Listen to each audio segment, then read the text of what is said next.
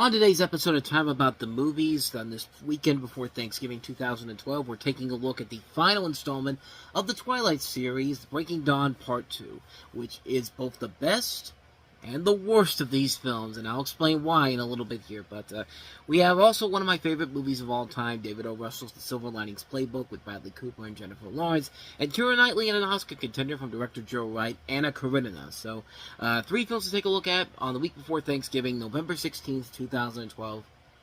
Time About the Movies.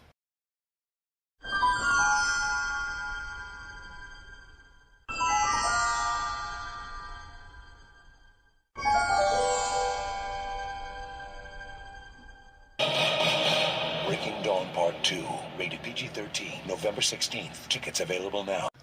Yeah, if you've never seen these movies and you're just looking at that and saying, wow, that's pretty cool. I mean, this series actually might find some life to it.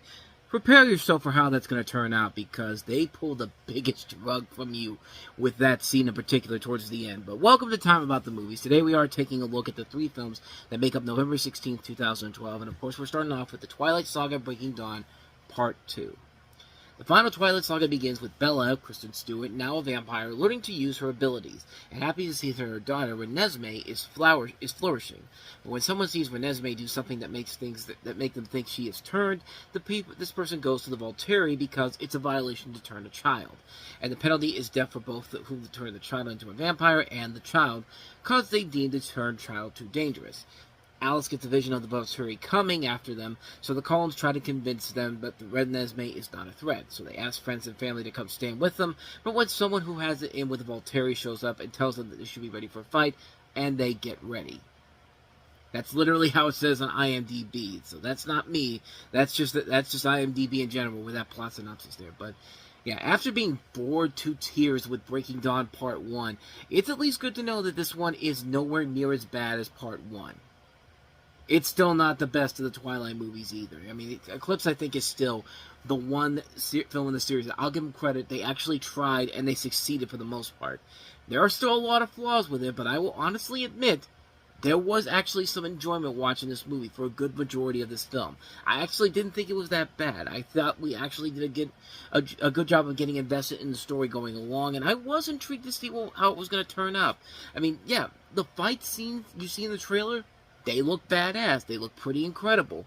But then they drop the biggest ball on you at the tail end. And after this amazing looking action sequence where you see all the characters going around beating the crap out of each other, it's violent, it's fun to watch. The action sequences as a whole are pretty badass. You think you're going to see something incredible and amazing. You have the what do you call it, the ground they're standing on completely breaking apart like it's an earthquake. It looks like the coolest, most badass thing ever, and then you find out it's all a vision, and none of the action scenes ever happen as the Volturi decide not to fight. So in a way, this is one of the most pointless fucking endings I have ever seen in my entire life. Like, what was even the message or the point at the end of this movie? You know, fighting isn't always the answer. That lame-ass message that's been done to death before so many times, especially in something like Pokemon, the first movie, where the entire focus of Pokemon is to have these monsters fighting. I mean, way to be extremely hypocritical. They took the one aspect for the series was starting to get good, and they just pulled the friggin' rug out of you. It ruins an overall movie that should have been so amazing but they went the lame way out. They didn't want to piss off the Twilight fans. Ooh, you know, spare us the badassness of this. But no, they went for the lamest, most cheesiest way to end a franchise possible. And it's just like, when that happened, I was just like, God, are you kidding me? Like, yeah, it's that bad. It is that absolutely frustratingly bad. It's that, you get the idea. It's a bad way to end a movie. But I will give it this. For about 2/3 of the movie, there was actually something about it that I was enjoying about it. I mean, granted, it's no Eclipse, but it's better than what we've had in most of these other movies. There was at least something where you were invested in the adventure. You were invested in what was going on. And for the most part of this movie, it succeeds. This franchise is not for me by any means necessary, but I did at least get some quality out of this film. They were at least trying to appease people that weren't just the Twilight fans, except for the way it ended. But other than that, I thought they did a pretty good job of it for the most part there. Not a great movie, not a bad movie, just better than it should have been. Especially after Breaking Dawn Part 1. Yeah, I'll take this any day of the week, but yeah, fuck that ending, man. Just fuck that ending. I mean, my God. You know, we need a palate cleanser here, people. So why don't we go ahead and move away from a movie that was okay except for the ending and get to one of my favorite movies of all time, which I've talked about on Life before, but I'll briefly touch it up here again. Silver Linings Playbook. Hey, what's this? Well, I thought you were doing it. Oh, I thought you were doing it. Silver Linings Playbook. Rated R. So in Silver Linings Playbook, you have Bradley Cooper, who is coming out of a mental institution stay, and he's a former teacher who moves back in with his parents, played by Robert De Niro and Jackie Weaver. They're trying to reconcile with his ex-wife, but things get more challenging when Pat meets Tiffany, played by Jennifer Lawrence, a mysterious girl with problems of her own. And I saw this movie after I had done my best of the year list for 2012, because Argo was at the top of my, I think it's Argo and Haywire were both at the top of my list when I did my original list. So this is one of those movies I had to see after the movie had been out in theaters for a couple months. It was getting a wide release for awards consideration, and the worst part about doing your top 10 list when the year's coming to an end is that you miss out on so many of these Oscar contenders, because every once in a while you'll get a really great movie out of it, and you'll immediately regret the decision to not put it in there. That happened last year with Anora, which I would have replaced Late Night with the Devil, which I still really enjoyed that movie, but I would have replaced that with Anora, because I saw that at the end after the year had ended. But this is definitely one of those movies where I really, really found myself enjoying the hell out of this movie. This is one of the best romantic comedies I have ever seen in my entire life. This is a romantic comedy that doesn't play by the books. It doesn't play down to the lowest common denominator. It doesn't resort to pathetic attempts to get a laugh out of you. It's a genuine, real-life romantic comedy that adds elements of drama to it, and it's played in such a unique and well-done fashion. I mean, this is a tour de force by David O. Russell and everybody involved in here. Bradley Cooper is great. Robert De Niro playing his father, who's also an Eagles fanatic, and he uses them as the basis of trying to get Bradley Cooper's life together. And you know, I feel like a lot of people can be in that guy's situation. I mean, I feel like that with the Steelers sometimes. Like every move that they make, every move that I make in my life is like. It's weird, because it's like everything that happens in life has to have something involved with the Steelers with it. That's kind of how I feel about the whole thing in general. But, you know, Jackie Weaver's great in here. Chris Tucker, you know, it's good to see Chris Tucker back in a role that actually really does show his true potential as an actor. In fact, I think this might actually be the first time I've ever seen him in a more serious role before. I mean, yeah, we know him from stuff like Friday and Rush Hour and The Fifth Element, where he's like the wacky guy, you know, in The Fifth Element he's doing the bzz, bzz, like that crazy thing, that crazy motif of his, but this is probably the most restrained performance I've ever seen him, and this might actually be the first time I've ever seen him in a serious role. I'd have to double check on that, but let's be honest, the real highlight of this movie, and the reason why I fell in love with this woman right from the get-go, Jennifer Lawrence. I mean, this is a movie where she is incredible.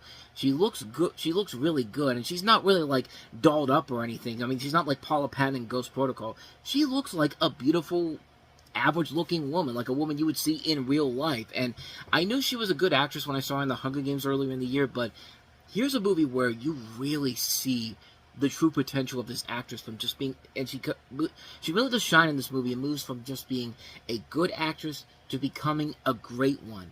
And in this one, she really has amazing chemistry with Bradley Cooper. It's one of the best chemistries you will ever see in a romantic comedy, and it really is the best thing about the movie. She really is the one character in this movie that you really get behind more than Bradley Cooper. I mean, it feels authentic, it feels real. It's no wonder she nailed the Best Actress Oscar. I mean, I really couldn't have seen anybody else topping what she did here. She knocked it out of the park. She's the one thing that I always take away from this movie as great. I mean, this whole movie is great overall. This is one of the best romantic comedies I've ever seen. Great heart, great performances, great actors all across the board.